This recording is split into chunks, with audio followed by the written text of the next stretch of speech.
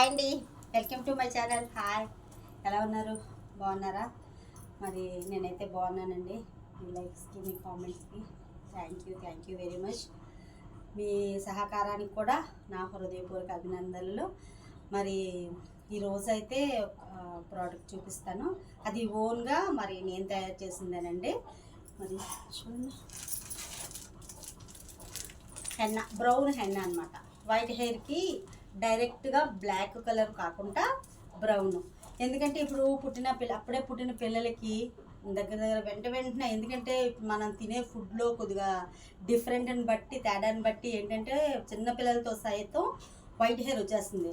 కాబట్టి మనం ఏం చేస్తుంటాం అంటే దీనివల్ల కొద్దిగా ఇబ్బంది పడుతుంటాం. మరి చిన్న వయసులో వస్తుంది, మరి బాగోదు, ఒక్కొక్కరికి ఒక్కొక్క విధంగా ఆలోచించుకుంటారు అన్నమాట.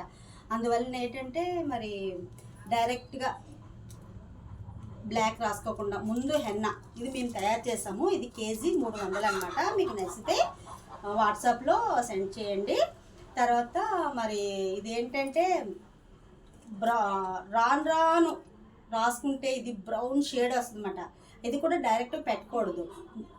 ఇది డైరెక్ట్గా ముందు పెట్టేసుకున్న తర్వాత బ్లాక్ అప్పుడు పెట్టాలి. బ్లాక్ ఎప్పుడు డైరెక్ట్గా పెట్టకూడదు అనమాట. రాను బ్లాక్ షేడ్ వస్తుంది, చాలా బాగుంటుందండి. ఇది పెట్టుకున్న తర్వాత బ్లాక్ కలర్ పెట్టుకుంటే దగ్గర ఒక 1 మంత్ 2 మంత్స్ వరకు బాగుంటుంది. అదే డైరెక్ట్ బ్లాక్ పెట్టేస్తే వేగం వైట్ హెయిర్ కనిపిస్తుంది అనమాట. అందుకని ఏంటంటే ఇది మీ ఓన్గా తయారు చేసింది చాలా బాగుంటుందండి. ప్రస్తుతం ఇదే నేను వాడుతున్నానండి, చాలామంది తీసుకున్నారు. ఇది చాలా బాగుంది. మీకు నచ్చితే లైక్ చేయండి, షేర్ చేయండి. Thank you.